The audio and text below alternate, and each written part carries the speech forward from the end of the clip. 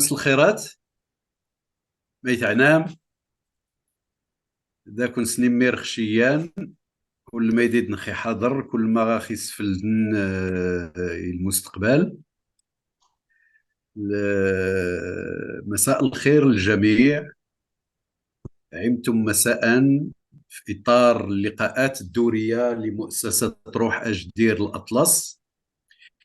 لقاء يكتسي طبعا خاصا مع خبير أنه يتناول قضايا مهمة بالنسبة لنا. وبما أن اللقاء سيكون باللغة الفرنسية، اسمحوا لي أن أقدم ورقة باللغة الفرنسية ونستمر كذلك باللغة الفرنسية، لكن هذا لا يمنع أن تكون التساؤلات والمداخلات باللغة الأمازيغية أو باللغة العربية. Alors, nous continuons le cycle des conférences en ligne de la Fondation Esprit d'Ejdir Atlas. Nous souhaitons au bureau exécutif de notre fondation que nous apportions un coup de pouce à l'éclaircissement de certains sujets qui nous tiennent tous à cœur. La conférence de cette soirée aura une envergure spéciale. Nous aborderons un sujet d'ordre géopolitique. Nous discuterons en compagnie de notre invité Si Hassan Saoud des relations maroco-africaines, l'état des lieux et les perspectives. Nos relations avec l'Afrique ne datent pas d'aujourd'hui. Elles marquent et ont marqué l'histoire de notre continent.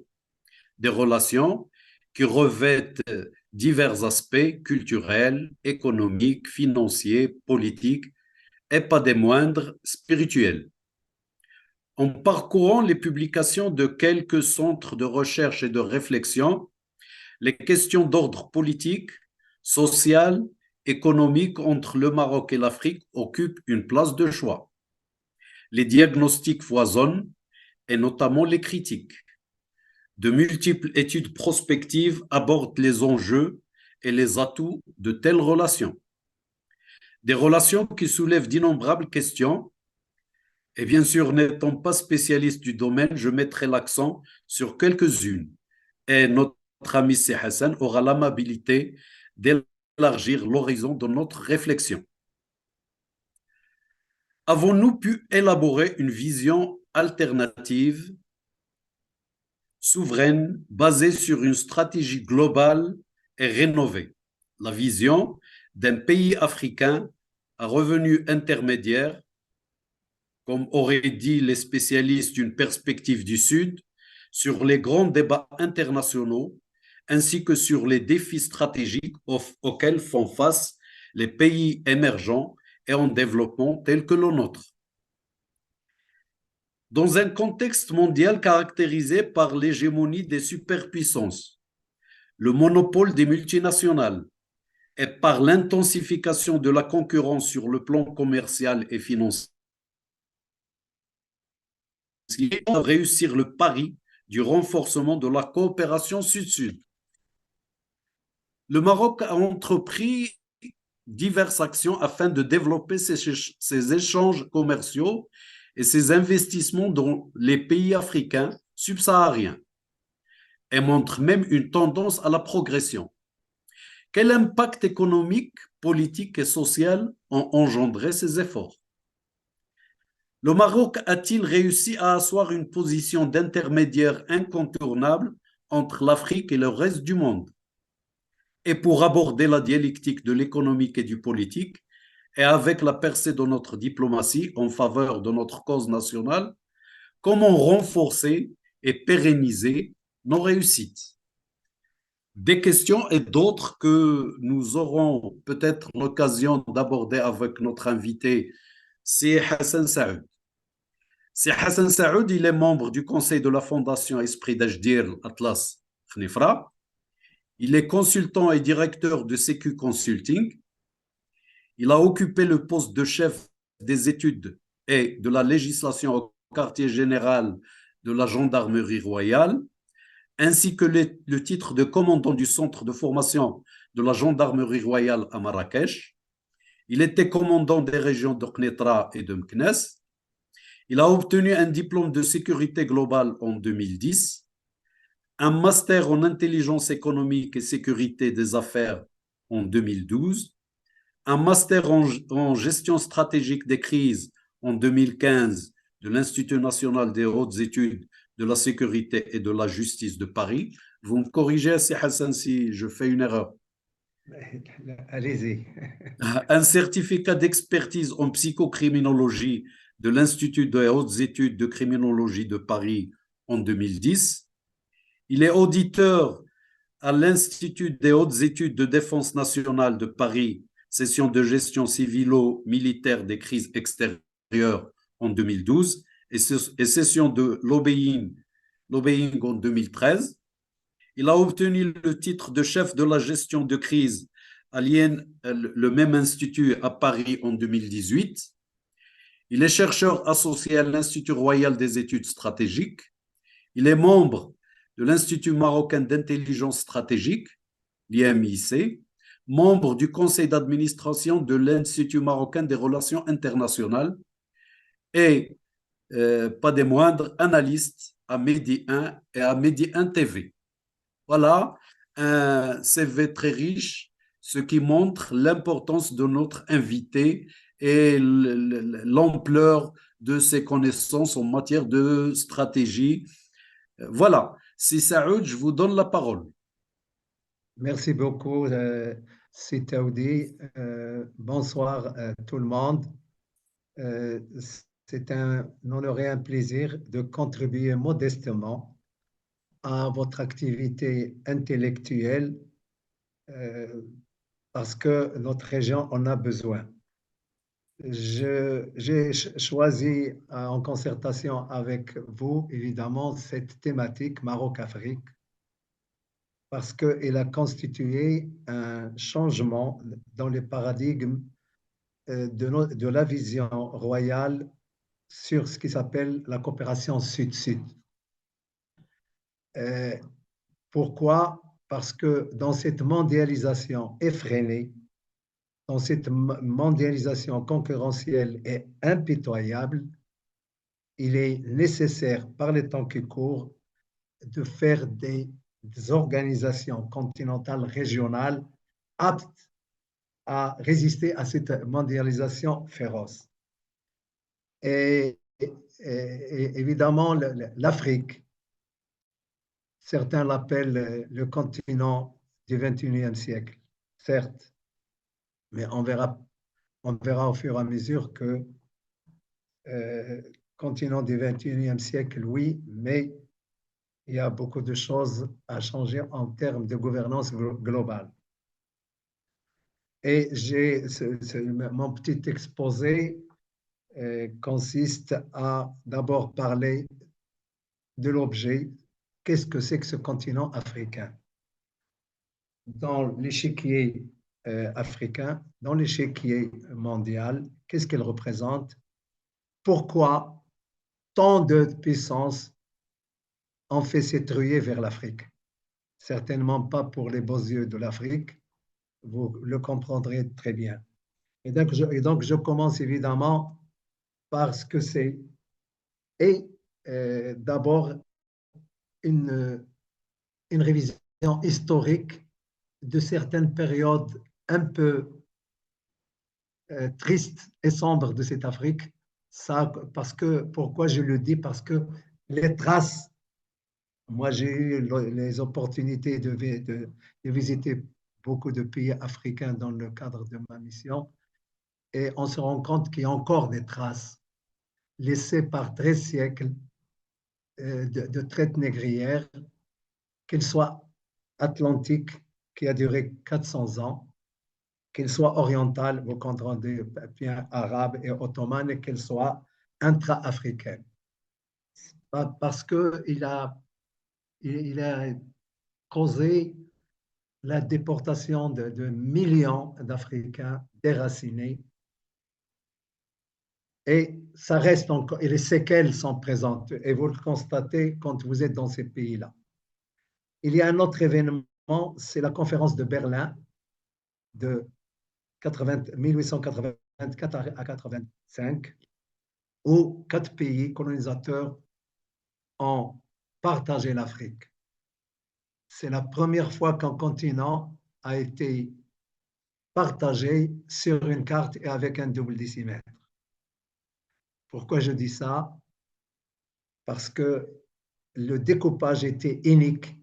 Il a séparé des ethnies, des tribus, etc. Et on a eu la résurgence de certaines conflictualités frontalières et des conflictualités internes, etc., que nous continuons à vivre malheureusement. Et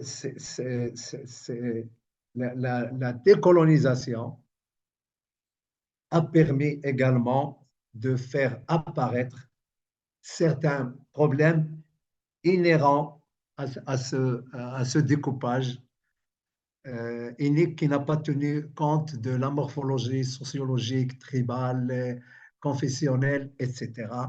Et ça nous amène à ce que nous vivons aujourd'hui dans ce continent qui est le nôtre, soit dit en passant. Mais qu'est-ce que c'est que cette Afrique? C'est 30 millions de kilomètres carrés, c'est près d'1,5 milliard d'habitants, dont 60% sont jeunes et 50% de femmes. Vous vous rendez compte du potentiel humain jeune et important. 54 États, 5 communautés économiques régionales, ce qu'on appelle les CER, et 2,5 milliards en 2050. Ça veut dire quoi? Un citoyen du monde sur 4 sera africain, avec tous les défis que vous devinez. 600 millions d'hectares de terres arables. C'est 60% de la superficie mondiale en termes de terres arables. Ça veut dire quoi? Que l'Afrique pourrait nourrir le reste du monde, moyennant évidemment l'amélioration des moyens de travaux agricoles, etc. Et parallèlement, vous avez 35 milliards d'euros d'importation de produits alimentaires par an. Et nous sommes malheureusement dans un continent le moins intégré du monde, on y reviendra peut-être. Et la part de l'Afrique dans le commerce mondial, c'est 4% en 1980. Aujourd'hui, nous sommes à 2%. C'est de l'epsilon. Et en termes je l'ai dit, on est le continent le moins intégré, 14,4% de commerce intra-africain. C'est faible. Mais 80% des exportations de matières premières. Et là, j'ouvre la parenthèse, il y a parmi vous des économistes, parmi vous.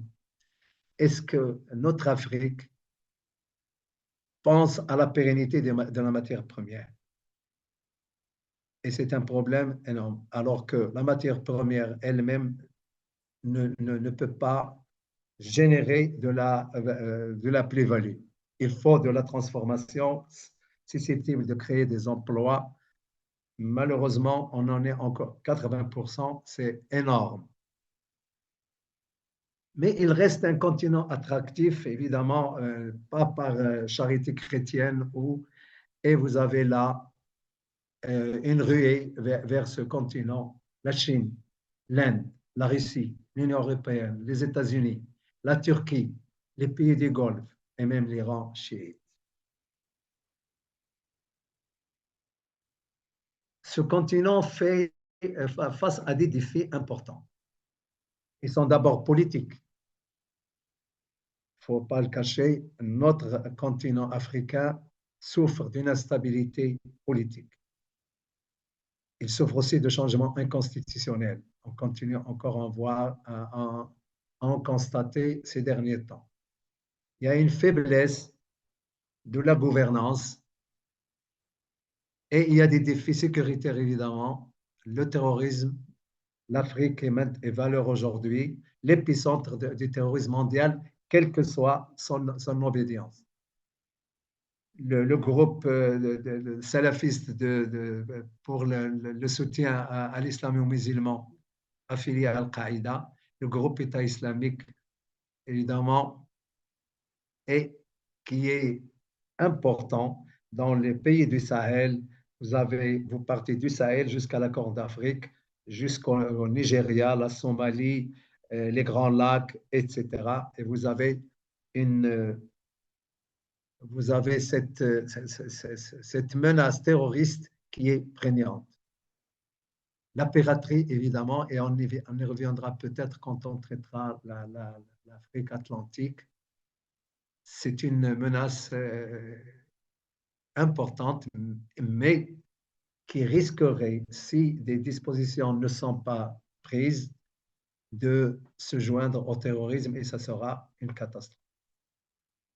Nous avons toute la criminalité transnationale organisée, ce qu'on appelle acronymement la CTO, trafic des armes, drogue, trafic des êtres humains, migration, cybersécurité, et nous avons la menace du séparatisme. Tout ça fait évidemment que c'est un continent, c'est un continent où il y a pas mal d'États faillis, des États qui sont incapables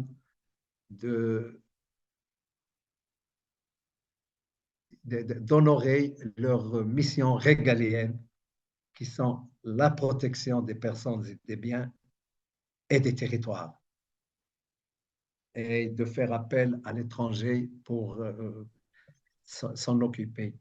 Ça fait partie des défis importants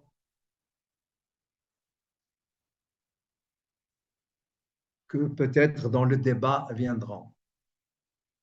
Alors le Maroc est africain et Feu Hassan II l'avait dit, le Maroc est un arbre dont les racines plongent en Afrique et qui respire par ses feuilles en Europe. Tout est dit. Et pour le Maroc, il a une histoire très longue avec ce continent, évidemment, berceau de l'humanité. Le 20e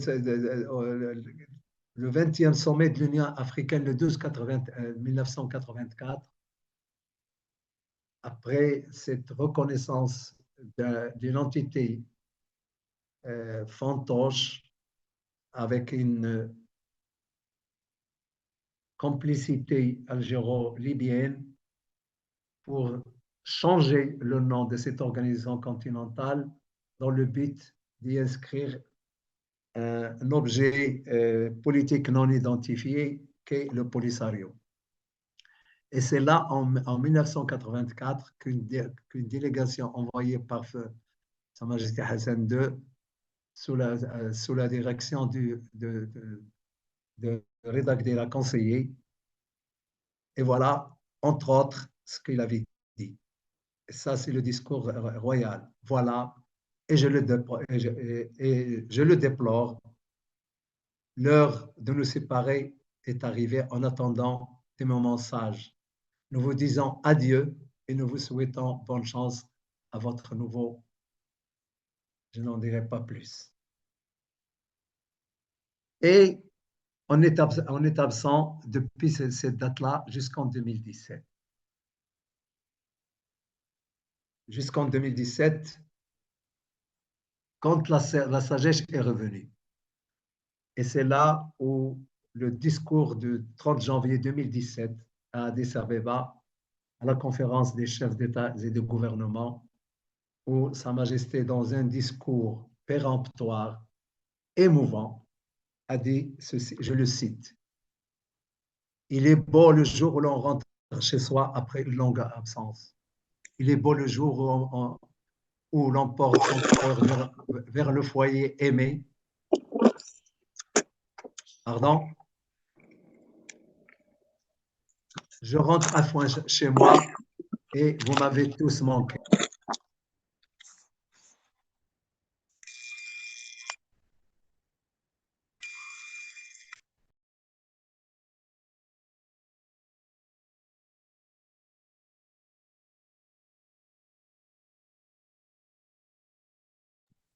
سي حسن ما كنسمعوكش غير كتب صافي أنا je le فوالا réactive. الله يعطيك الصحة. Et tout le monde se rappelle de ce discours péremptoire très émouvant qui a suscité une adhésion importante parce que c'est au moment où le Maroc a été désiré par la majorité des pays africains qu'il y est retourné. Et depuis, nous constatons les progrès diplomatiques importants réalisés et ce que la question nationale, la question de l'intégrité nationale a regagné dans le concert des nations. Eh bien, Sa Majesté a choisi cette Afrique comme prolongement et comme profondeur stratégique avec tout ce que cela implique dans le cadre de cette coopération sud-sud. Et quelques détails, 50 visites dans 29 pays, près de 1200 accords de coopération multisectoriels.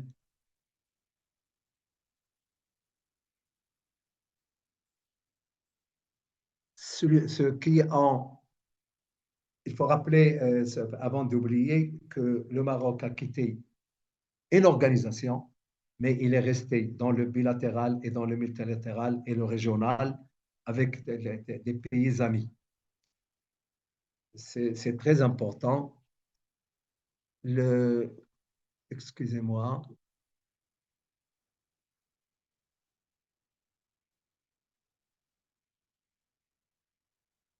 Je vais parler succinctement pour laisser un peu le temps à la discussion. Le Maroc est le deuxième investisseur en Afrique après l'Égypte. Nous sommes aujourd'hui quelque chose comme 900 millions de dollars d'investis, sans évidemment tout ce qui est projet structurant. J'en citerai quelques-uns, évidemment. L'usine d'engrais en Éthiopie et au Nigeria, qui a coûté 3 milliards de dollars et entre parenthèses, c'est la contribution du Maroc à la sécurité alimentaire de ce pays. 3 millions près de 4 millions de tonnes par an d'engrais. 120 au Nigeria, un grand pays, le plus grand pays d'Afrique, également a eu une usine de 120 tonnes jour et une unité de stockage de 120 000 tonnes et deux autres des unités sont attendues, elles sont programmées dans ce pays-là. Il y a des projets similaires au Togo, au Sénégal, en Côte d'Ivoire, au Bénin et au Ghana.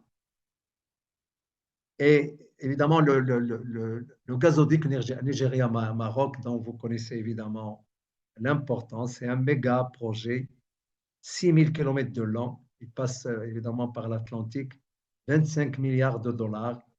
Il traverse 11 pays qu'il va alimenter en électricité et évidemment le gaz pour l'Europe.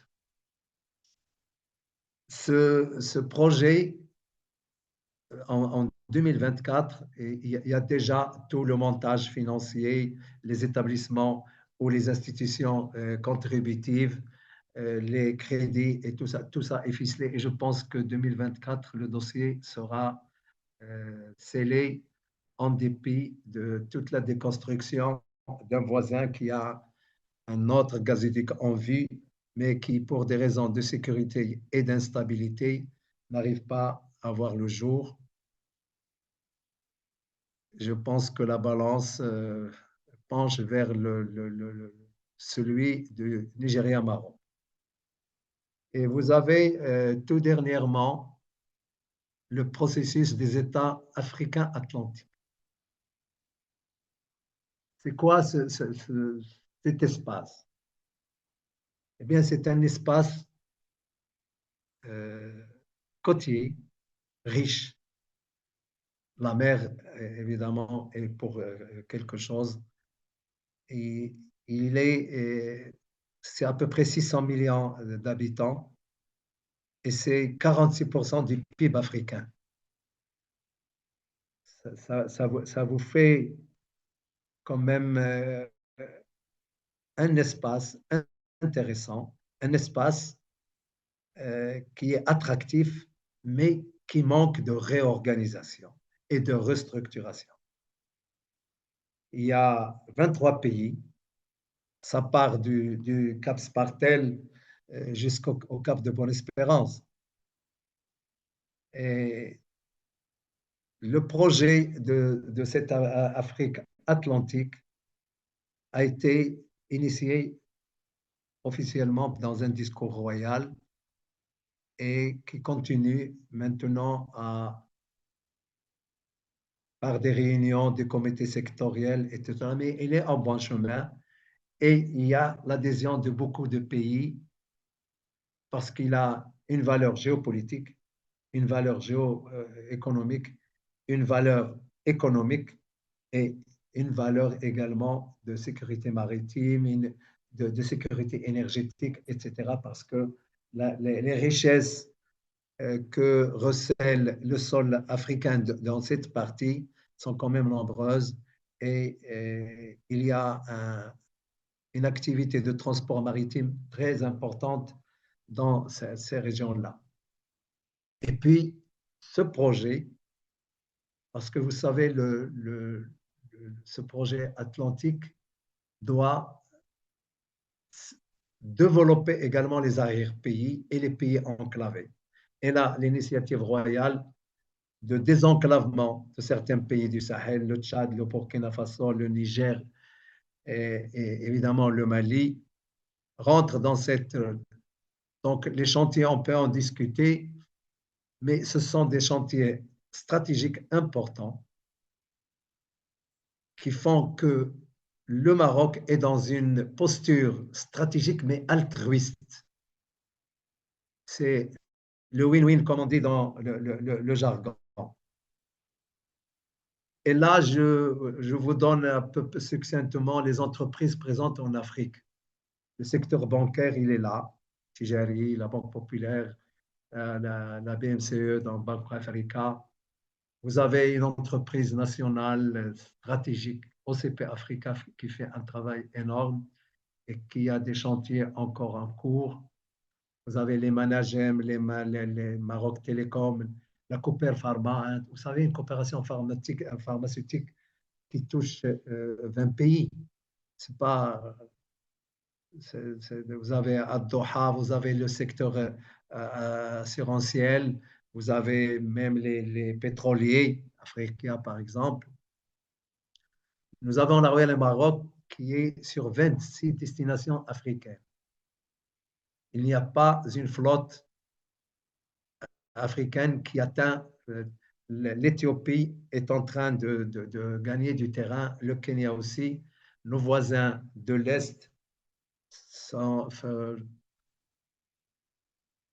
en train d'essayer d'imiter, mais on est à 262 vols hebdomadaires en Afrique. Ils sont seulement à 60.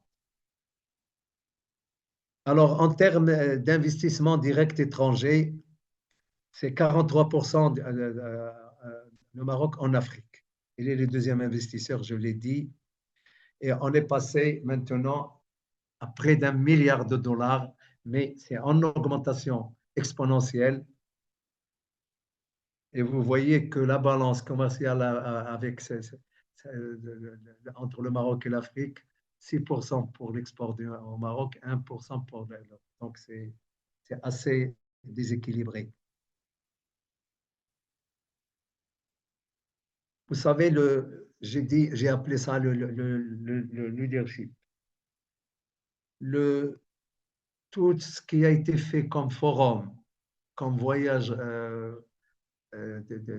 royaux, comme des voyages avec des hommes d'affaires. Sa Majesté le Roi est devenu le premier VRP du Maroc en termes d'influence. Et évidemment, c'est la conquête des marchés africains, même si Même dans la partie, on était absente au moment où on a quitté l'Union africaine. Et Sa Majesté a été consacré leader africain sur les problèmes de l'immigration. Et le Maroc abrite l'Observatoire africain d'immigration et un rapport royal est chaque année adressé à l'Union africaine pour l'état des lieux de la migration, son évolution, sa morphologie, etc. Et c'est très important, mais surtout, pourquoi on a confié le dossier de la migration au Maroc. C'est justement grâce à cette approche humaine, sociale et d'intégration. Vous savez, on est aujourd'hui à 50 000 régularisations. Et donc, il y a cette approche de la migration qui a fait que Sa Majesté a été désigné leader d'Afrique sur l'immigration. Depuis qu'on a fait la COP à Marrakech, il a été également décidé qu'il soit leader de la protection de l'environnement. Si je parle aussi du leadership, c'est que la Fondation Mohamed VI des oulémas africains, elle est là, elle existe au Maroc, et ça rentre dans ce que nous appelons la diplomatie religieuse. Pourquoi? Parce qu'on a senti qu'en Afrique, les radicalisations se multiplient et dans la radicalisation vous amène à l'usage de la violence et donc au terrorisme et à l'appartenance à la nébuleuse terroriste.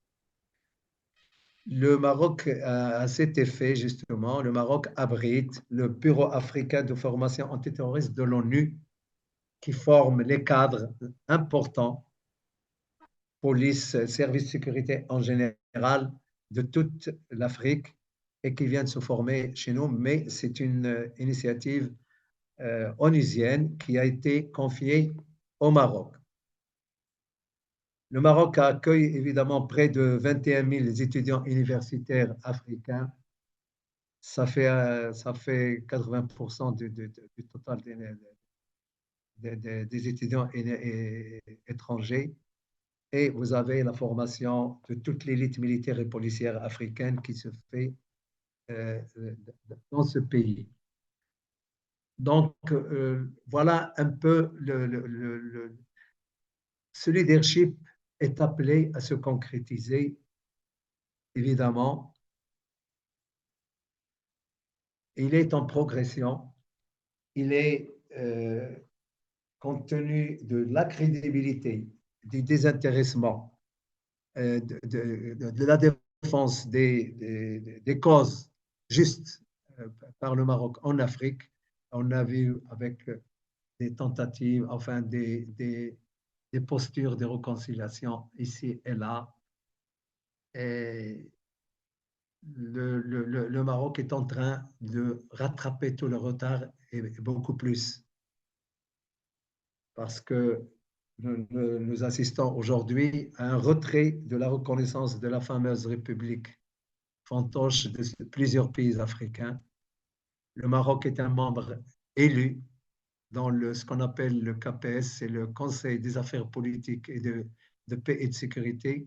C'est la deuxième fois consécutive qu'il est élu. La première fois, c'était pour 2 ans et maintenant, il est dans le quota des 3 ans des 15 membres, des 15 membres du Conseil de paix et de sécurité de l'Union africaine. J'ouvre la parenthèse, dans ce Conseil paix et de sécurité, il n'y a pas de membres permanents concernant l'Union africaine. Donc, je pense qu'on fait mieux que les Nations unies. Au niveau donc, il n'y a pas de veto. Vous êtes membre, un point, c'est tout. Le Maroc abrite les pourparlers de réconciliation des parties libyennes. Vous excusez et vous avez vu le processus de Skhirat, de Bouznika, etc. Et les accords de réconciliation faits au Maroc sont la seule plateforme qui est maintenant reconnue et qui est une base aux Nations Unies. Ça, il faut le signaler.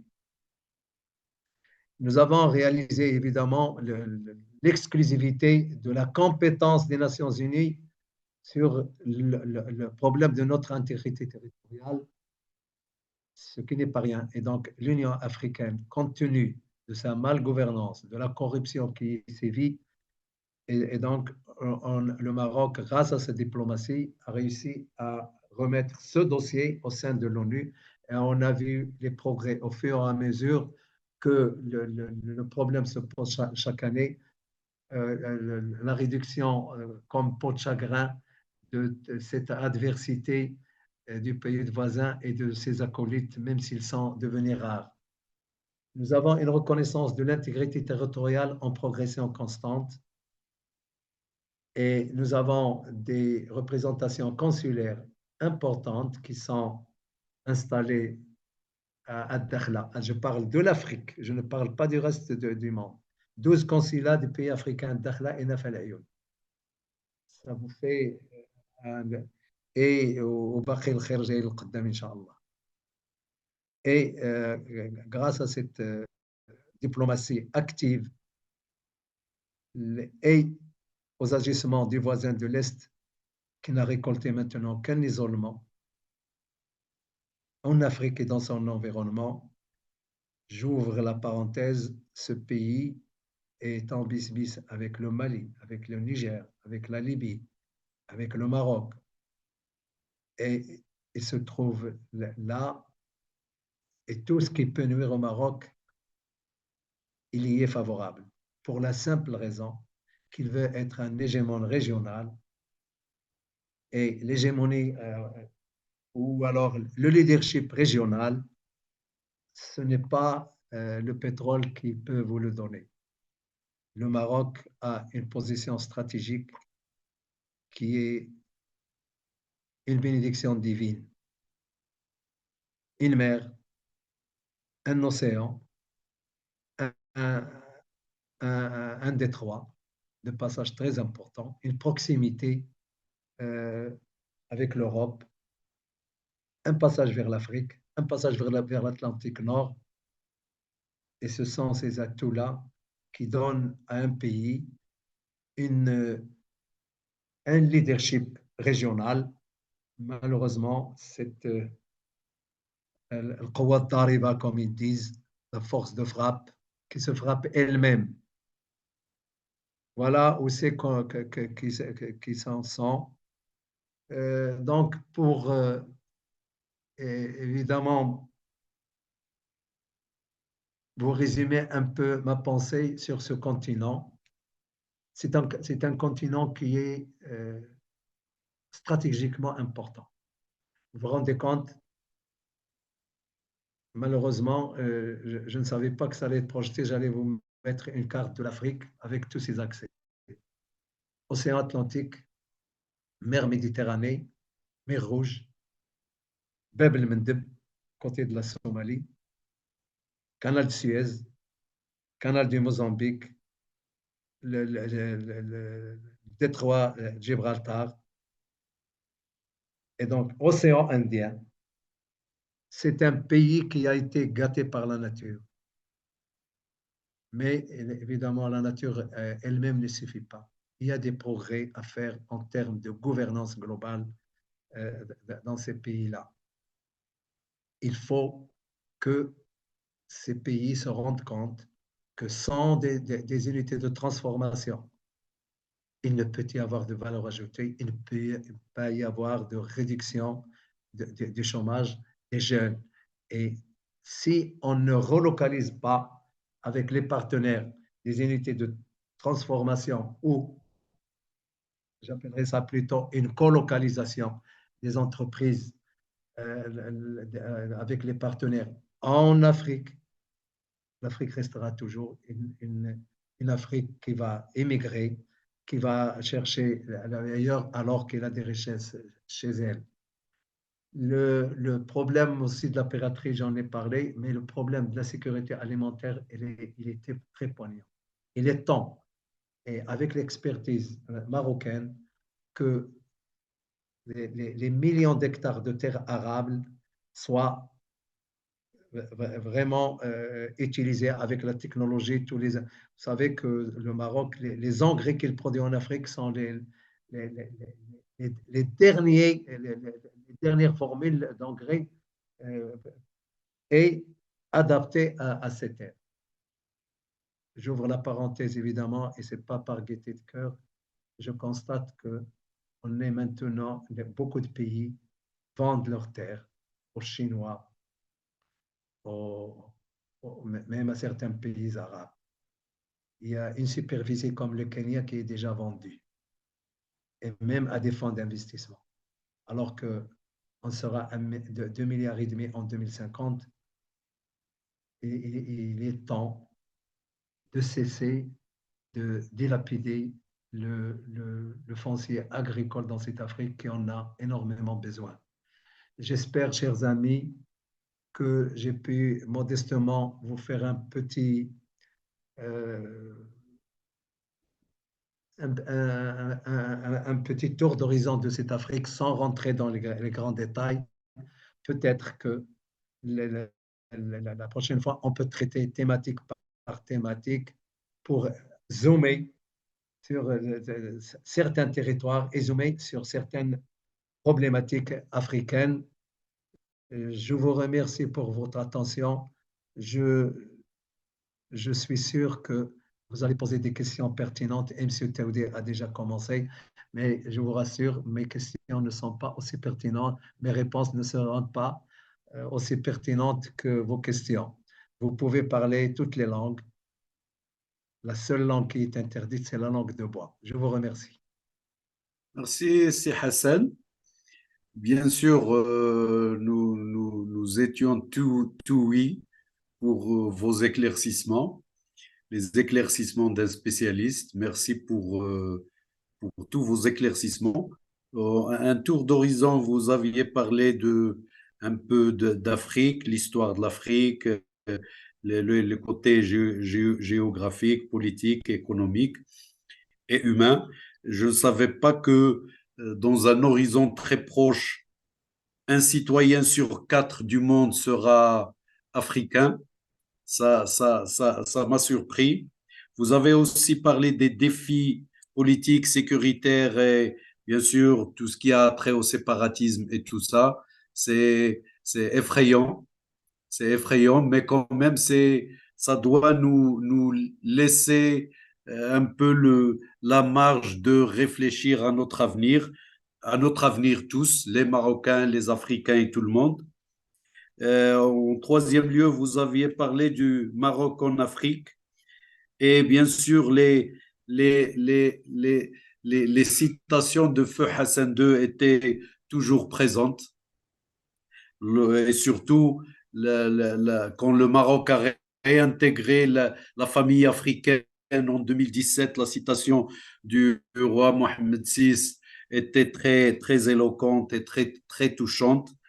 Bien sûr, ça m'a touché aussi qu'il y a de l'avancée de 1200 accords qui ont été accomplis.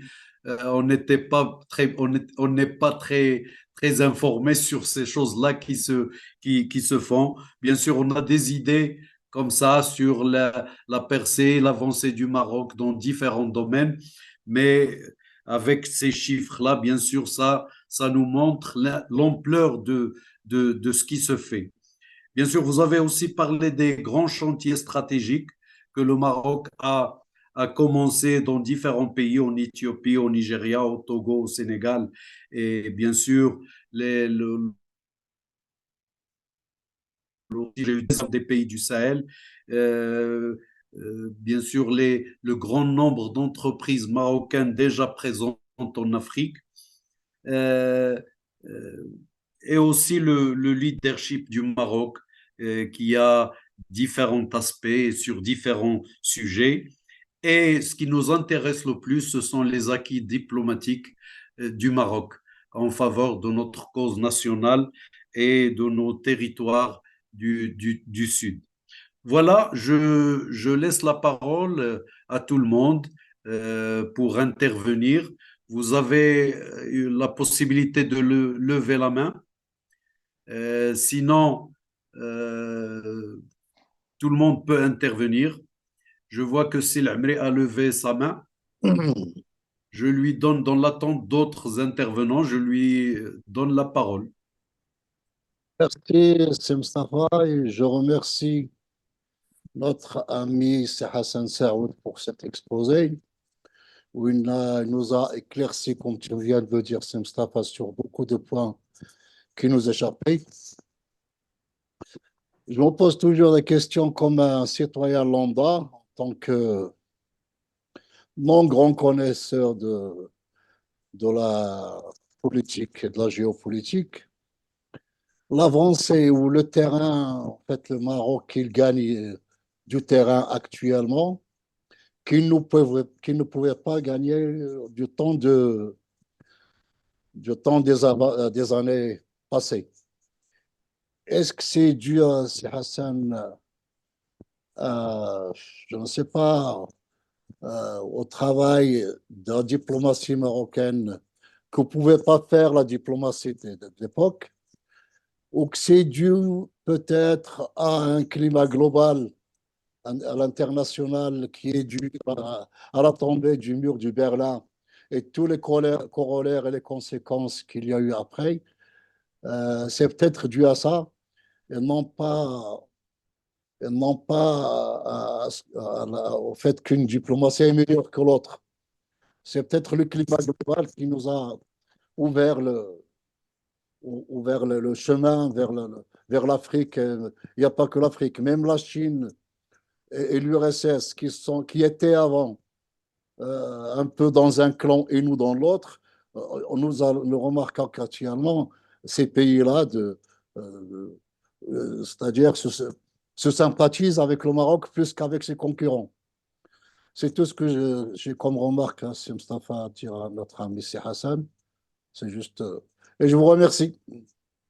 C'est moi, mon ami. D'ac- D'accord, il y a Saïd Abji qui a levé sa main. Le Saïda, vous activez le micro. Oui, j'attendais juste le feu vert pour que je parle. Est-ce que vous m'entendez? Oui, oui, on vous entend.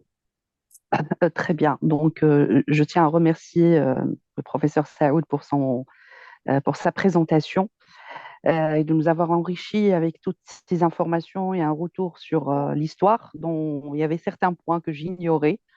Pas faute de lecture, mais je crois faute d'âge aussi. Donc, il y a des événements auxquels j'ai pas assisté malheureusement. Donc, j'étais pas en âge de les suivre. Par contre, moi, j'avais tout ce qu'il a bien de présenter, c'est bien. Et l'Afrique, certes, c'est le continent qui est le plus riche en termes de minerais, en termes de ressources naturelles et même en termes de ressources humaines, mais elle n'est pas assez qualifiée malheureusement. Je crois que le Maroc, maintenant, il se positionne comme locomotive parce qu'il en a les moyens. On est quand même, je pars du principe qu'on a eu beaucoup d'évolutions sur plusieurs secteurs. Euh, voilà. Alors, je disais qu'on a fait beaucoup d'évolutions sur différents secteurs et il y a même certains secteurs qui se sont implantés au niveau Afrique, dont c'est Hassan, il en a nommé quelques-uns. De par mon expérience où j'ai travaillé pour le secteur privé et on était pas implanté, mais on vendait en Afrique, et de par mon travail aussi de consultante à élaborer des stratégies à l'export pour certaines entreprises.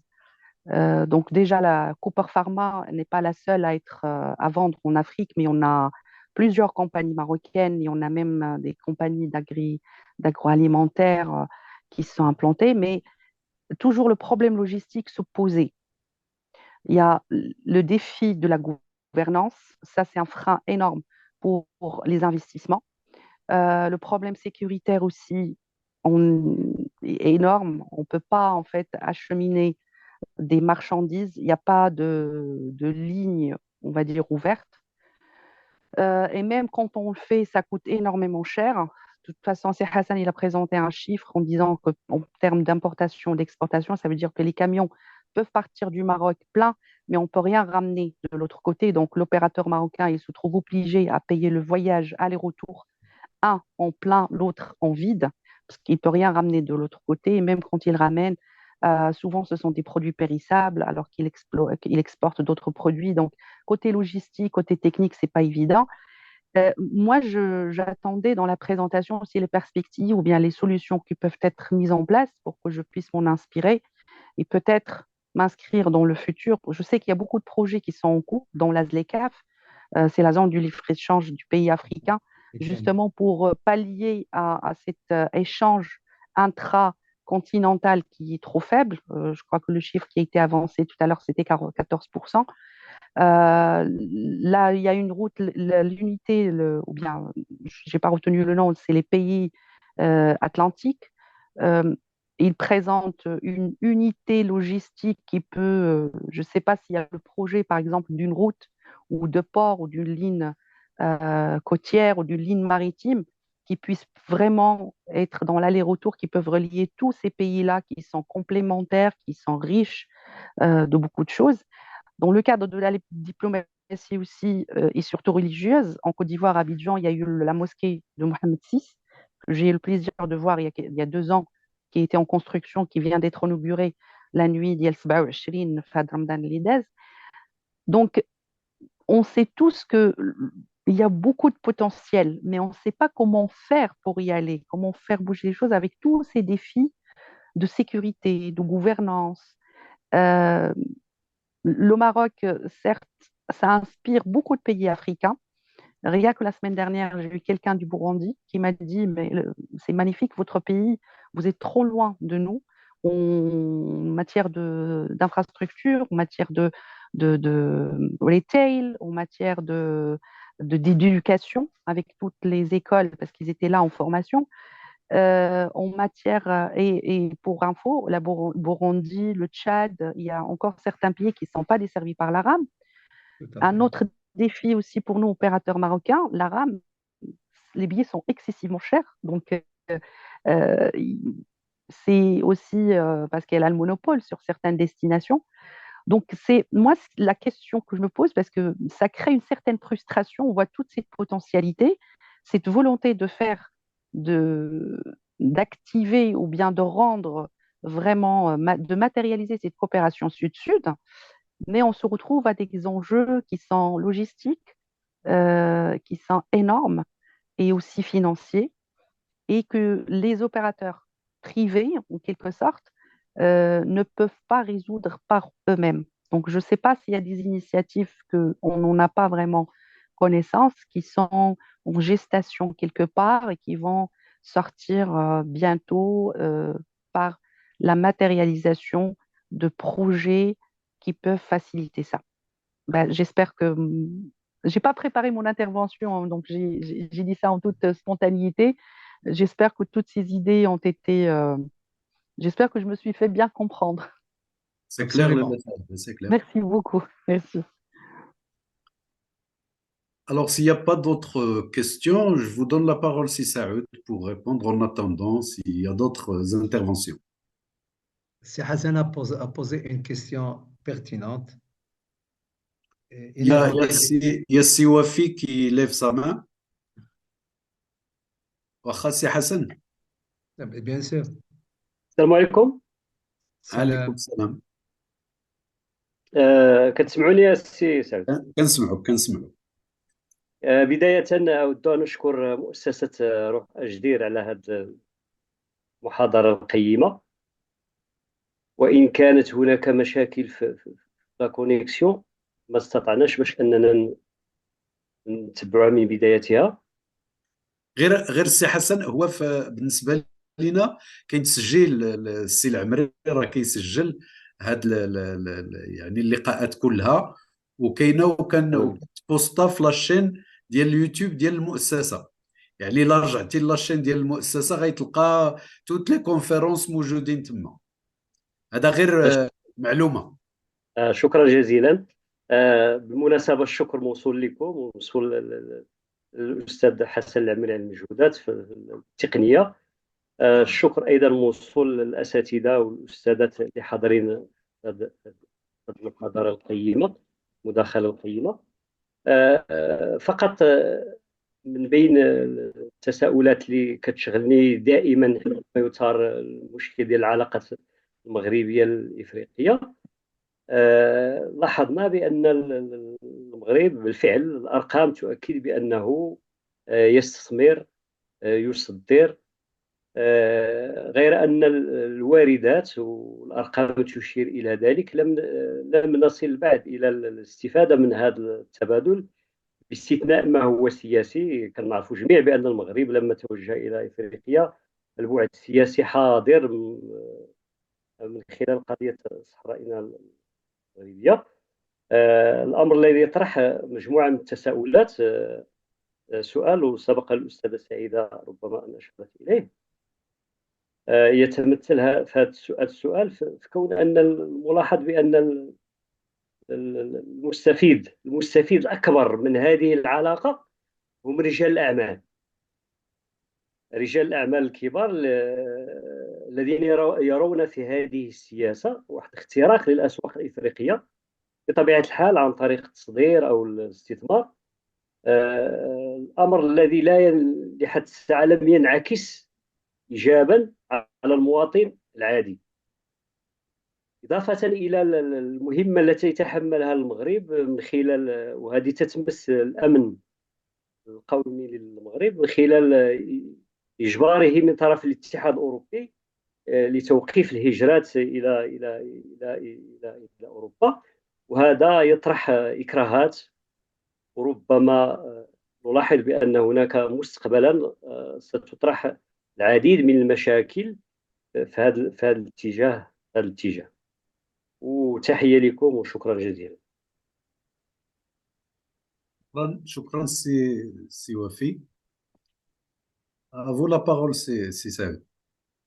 Si Hassan a fait des remarques très intéressantes, à savoir que ce qui s'est passé, évidemment, concernant notre intégrité territoriale, il faut rappeler que on était en guerre froide et que l'Algérie et la Libye étaient dans un autre camp, et ça les a poussés à vouloir une ouverture sur l'Atlantique qu'ils n'ont pas. Parce que ça aurait pu, et jusqu'à présent, l'Algérie continue à le faire. En ce qui concerne la diplomatie marocaine, le premier diplomate de ce pays, c'est son roi. Et quand vous avez vu tous les déplacements qui ont été faits en Afrique d'abord, en Chine, en Inde, partout dans le monde, c'est pour évidemment que faire connaître le Maroc et ramener des investisseurs. Et vous avez vu combien d'investisseurs sont venus dans ce pays, y compris dans nos provinces sahariennes. Donc, il y a cette dynamique royale qui est insufflée, et quand le roi est allé, les entreprises ont suivi.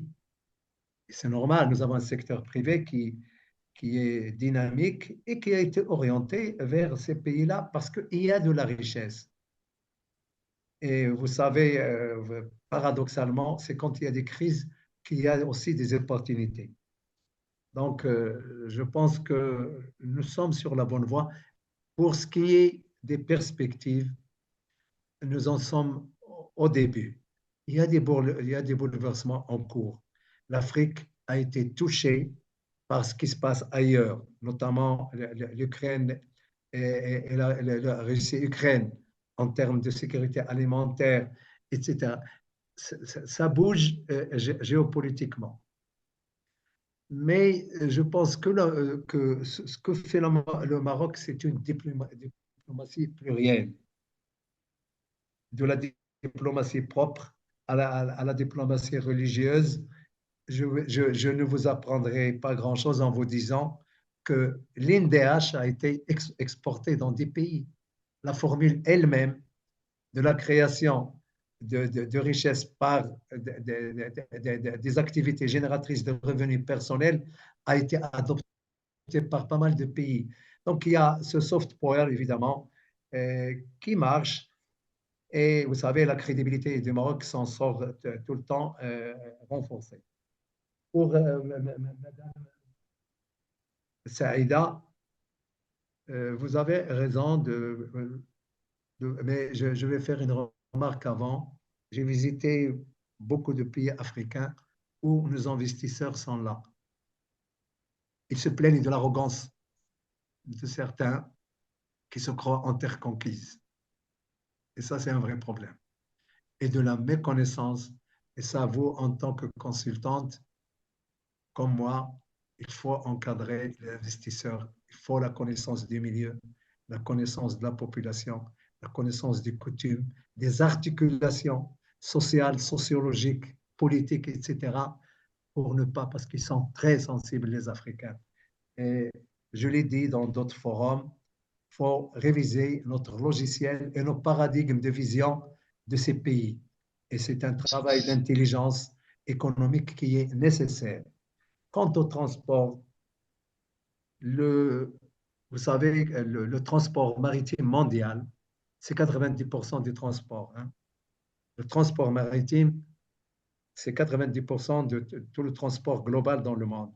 Et l'Afrique ne doit pas échapper.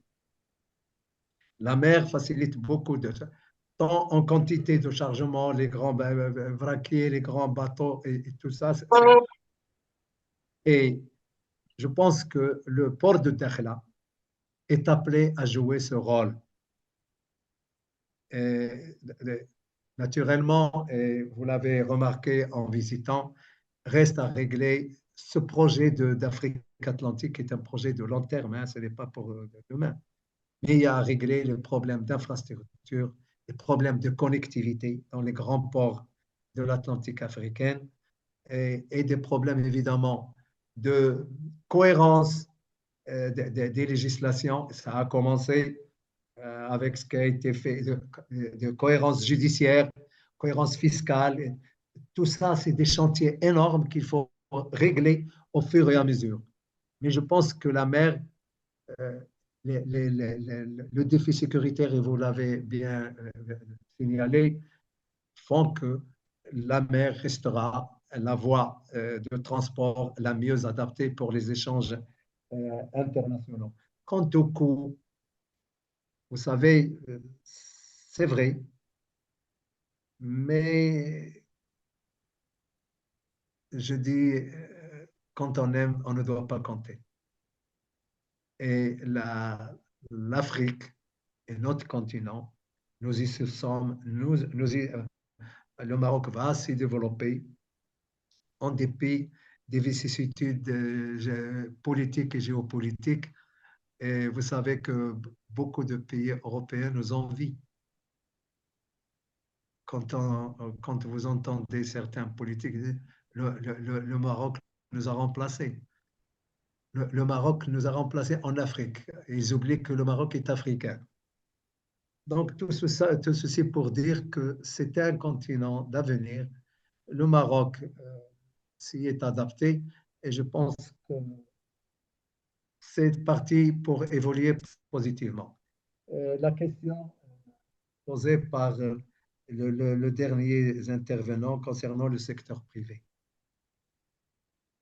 Est-ce que le secteur privé ne fait pas partie du tissu économique d'un pays? Nous sommes un pays quand même qui est libéral, où l'initiative privée est intéressante, l'initiative privée est encouragée, elle est encadrée et, et tout. Je ne sais pas, il ne faut pas qu'on ait cette vision, ça c'est un humble avis, que quelqu'un s'enrichisse naturellement. La richesse d'une entreprise, c'est elle n'est pas visible sur l'employé. Je suis d'accord avec vous.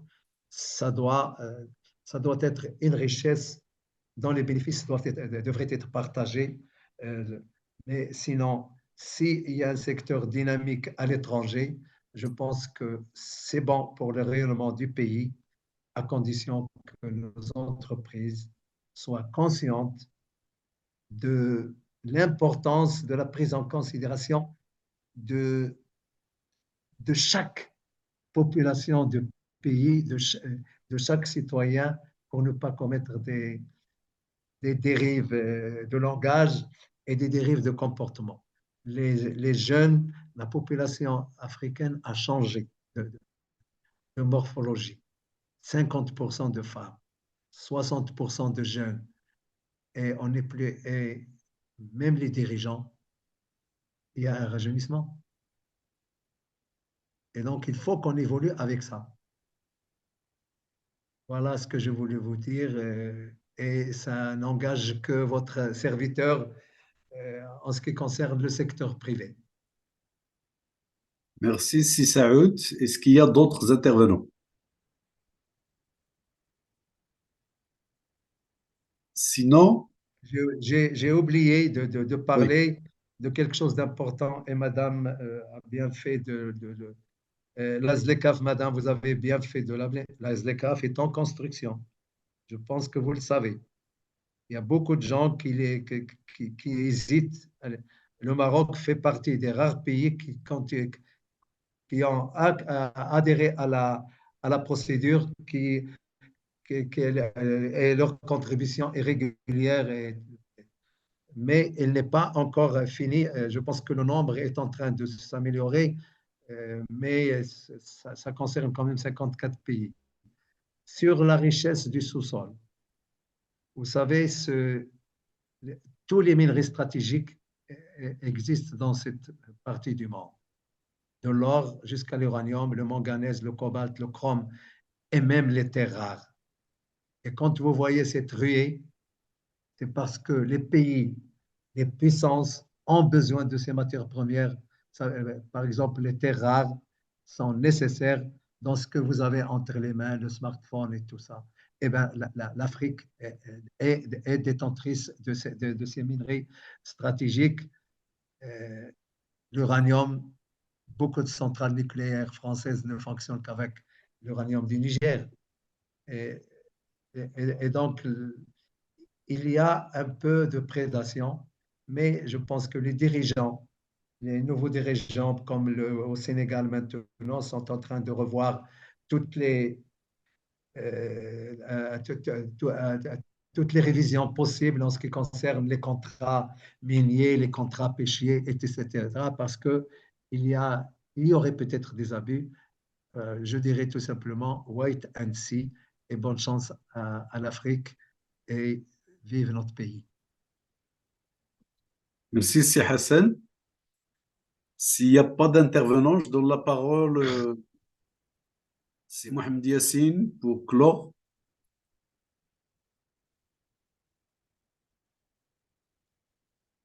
Pastor. Sincèrement, je ne vais Ça. pas. Merci, c'est Mustapha. Je ne suis pas ici comme quelqu'un qui dirige ou bien qui oriente la discussion. Je ne suis qu'un simple observateur. J'écoute, j'apprends et je ne cache pas que j'ai appris beaucoup de choses de cette belle conférence euh, qui nous a été donnée par notre cher ami et frère c'est Hassan Saoud, dont nous connaissons ses compétences, sa polyvalence et aussi son bon cœur et son esprit clairvoyant. Et ça démontre bien sûr à travers cette conférence que nous avons bien choisi la thématique de ce soir et que nous nous dirigeons vers une certaine polyvalence dans ce processus de conférence que nous avons entamé depuis l'année prochaine et sur lequel cette année nous essayons d'élargir un peu le potentiel de discussion, de débat, de contribution pour toucher des sujets justement qui sont propres à notre champ politique, socio-économique et géopolitique marocain.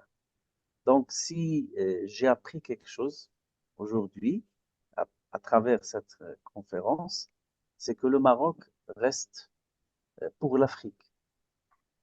Comme jadis, bien sûr, il reste une référence. Ce n'est pas uniquement sur le plan économique, ni sur le plan spirituel, mais sur le plan de la fabrication des élites qui peuvent être dirigeantes dans certains pays africains, non seulement sur le plan économique, mais aussi sur le plan politique. Voilà la première remarque concernant ce champ référentiel. La deuxième remarque qui concerne ce domaine référentiel, c'est aussi c'est-à-dire les valeurs qu'a creusé le Maroc à travers sa politique au niveau d'un certain nombre de pays africains. C'est-à-dire le Maroc est un pays qui écoute, qui oriente, qui accompagne, qui essaie de donner le maximum de ses contributions, de ses compétences pour ne chercher que le bien-être des pays africains, même les pays avec lesquels nous n'avons pas beaucoup de relations. Et le troisième volet dans ce que j'appelle le champ référentiel, si vous voulez, c'est les jeunes africains qui viennent s'installer aujourd'hui au Maroc et qui considèrent, on a remarqué ça dans les universités et à l'extérieur même des universités, et qui considèrent le Maroc comme un pays stable, un pays dans lequel on peut justement s'installer, on peut évoluer et on peut créer des richesses sur le plan économique et sur le plan aussi culturel et matériel. Et je pense aujourd'hui le Maroc, il peut aller de l'avant en termes de culture. Et quand je parle de culture, c'est-à-dire, et quand je parle de culture, c'est-à-dire, on n'est pas là pour exporter une culture, on est là pour créer une symbiose, une synergie en termes de culture, justement, pour donner un élan nouveau à nos relations avec les pays africains. Négro, négro, négro, négro, négro, Dernière, négro, dernière, négro, négro, dernière- négro. Il y a un dérangement dans ce.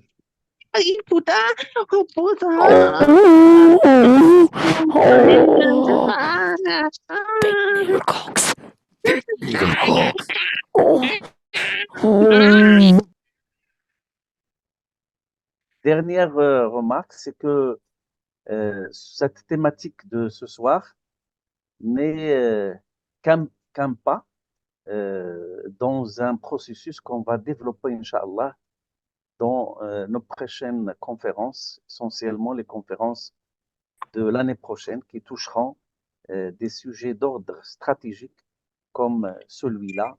Merci beaucoup. Pardon, Merci. dernier mot, si vous permettez.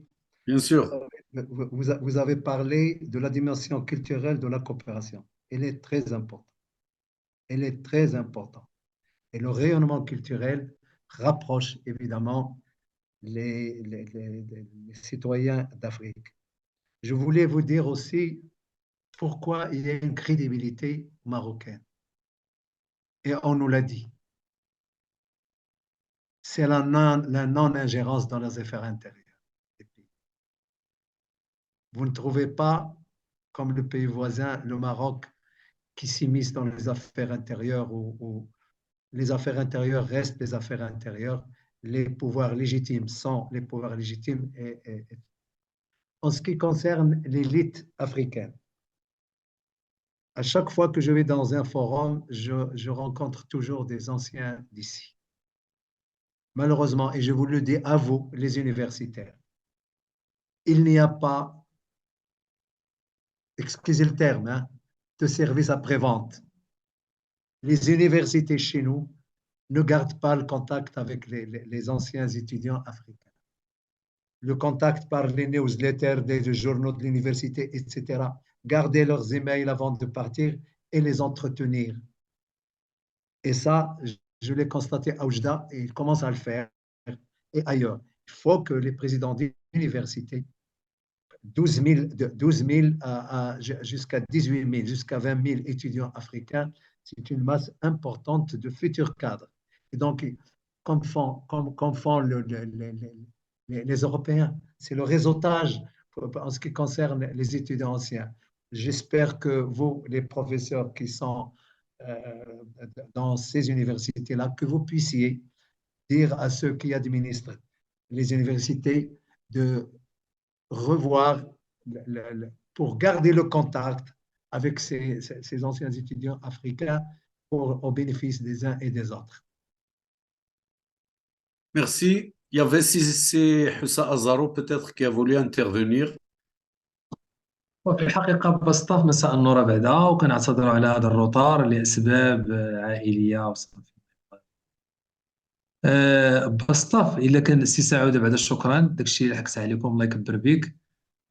ثاني ميرتشيان في الحقيقة غوري شراد يسقسيتني أم زوارو غرس العلاقات الإنسان نكوني دغيا معنا حاليا المغرب الانسان الا بغينا نقولوا لو موديل ولا يعني لا غور خلان دغيا نكوني نموذج الانسان لا غور خلان اي سيغي ادي سي لا غوليف استراتيجيك للمغرب دغيا في يعني الانالفابيتيزم لو طو دانالفابيتيزم نيلان في ايضا لا بوفغوتي vu la vulnérabilité غورخ بزاف لي ديفي ولكن par contre la population est-ce qu'il aura cette aptitude de soulever le défi واحد جوج هو ان نكوني عندنا التزامات يعني لان احنا دول الجنوب عندنا التزامات مع دول الشمال واش كاين شي امكانيه يعني مثلا غير على مستوى التسريع اللي يمكن هاد الدول فعلا il peut vraiment agir de telle manière à récupérer بحال الا قلتي هذاك لو فولونتاريزم استراتيجيك.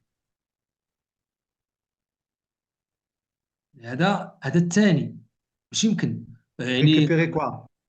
par exemple, au niveau de l'entreprise, au niveau de la recherche scientifique, au niveau de la décision politique, au niveau des programmes, au niveau بزاف.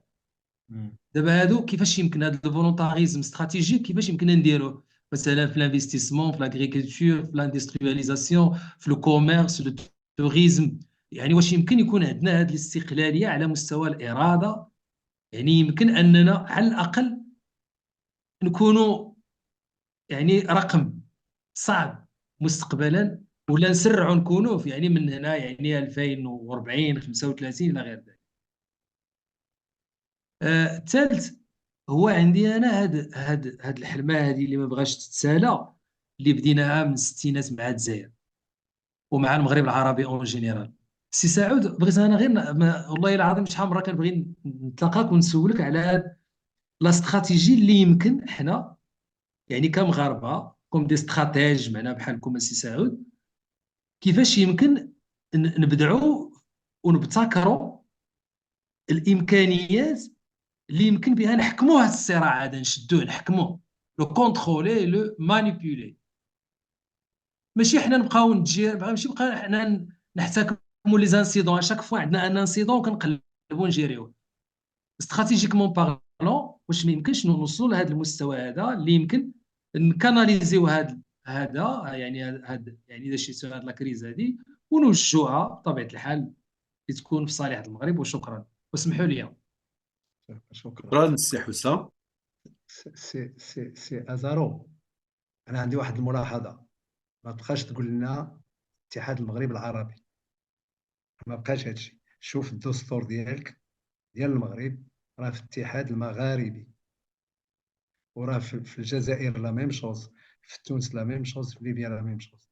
يعني المفهوم ديال المغرب العربي راه ما بقاش عندنا، المغرب الكبير. وشوف شوف في الدستور اشنو تيقول في البريومبيل ديالو، vous ne trouvez pas المغرب العربي. دونك هذه غير باش نصحوا بعض المفاهيم لان واقعيه. ثانيا بالنسبه لا غوليف، واش غنقول لك انا الراي ديالي. l'avenir est à ceux qui viennent après nous. راه هما اللي غادي يكونوا بغينا او ما بغينا. Ça c'est le sens de l'histoire. Si on veut une bonne relève, c'est à nous de la former. C'est à nous de l'aider à prendre les responsabilités. إلا خلينا هذوك اللي مورانا ما يعرفوا والو نسدوا عليهم راه ما غادي يكون والو. ولكن لا فوت ديالنا حنا. La population, vous avez raison, nous avons des handicaps comme tout le monde. L'analphabétisme, c'est malgré tout ce qui a été fait, il reste prégnant. حتى البرامج ديال التعليم جو نسي با شحال من مره تبدل داك الشيء، نتوما راك تعرفوا احسن مني.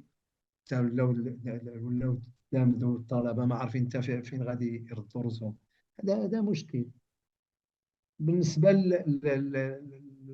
للمشكل اللي معنا مع الجيران، احنا شتي المغرب المسؤول الاول هو ملك البلاد، تيقول لهم ما غاديش يمسكم اي ضرر اي شر من المغرب. كاين شي يعني انفيتاسيون بالسلام. المغرب ما تيجبدش الناس. هاد الناس خصهم باقين في انا نشرح لك شنو هو الموقف ديالهم. باقين في البحر في الحرب البارده، والحرب البارده تيخصك عدو، وحنا راه في العولمه راه باقي عندهم اللوجيسيال ديال بكري. خصهم واحد العدو اللي كيسميوه في لاكير فرواد l'ennemi conventionnel. Vous savez ce que m'a dit un Français ami à Paris, qui est un grand. قال لي ne vous en faites pas. Si le Maroc n'existait pas, l'Algérie l'aurait inventé pour avoir un ennemi.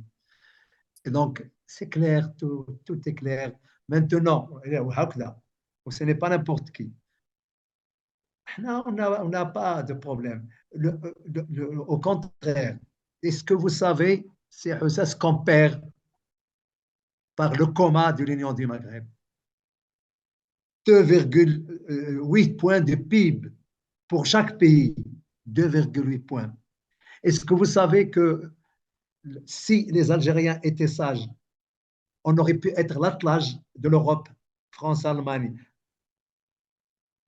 Maroc, Algérie et le reste des pays du Maghreb, on peut tirer l'Afrique vers le haut parce que nous avons beaucoup d'atouts et nous sommes sérieusement en avance. Quand on gaspille 20 milliards de dollars chaque année pour acheter de la quincaillerie, alors que les gens font la queue pour avoir du lait, allez comprendre. والله يرحم الحسن الثاني قال لك ملي ما عندناش البترول راه يمكن نعمه من عند الله. كون كان عندنا راه ولينا باريس. Regardez comment est ce pays sans pétrole. Regardez comme grâce à ces hommes, grâce à ces femmes, grâce au travail, nos invités ils s'étonnent de ce changement. Et donc je pense que le dossier, le Maroc le gère bien. On n'est pas dans la provocation. Mais la ligne rouge, c'est notre intégrité territoriale.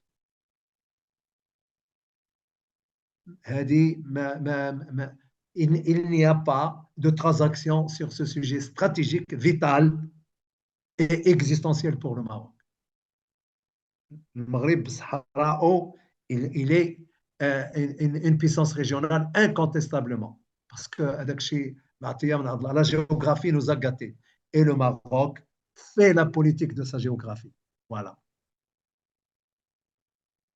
Merci, Si Saoud.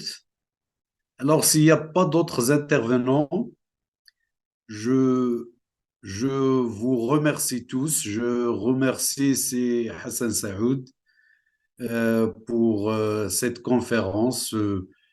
C'est vrai, c'est un gala. هذه وجبة دسمة هذه الأمسية. شكرا سي سعود تنمير الكل. Et à une prochaine conférence, des conférences de la Fondation Esprit Atlas Khnifra. Merci à vous tous.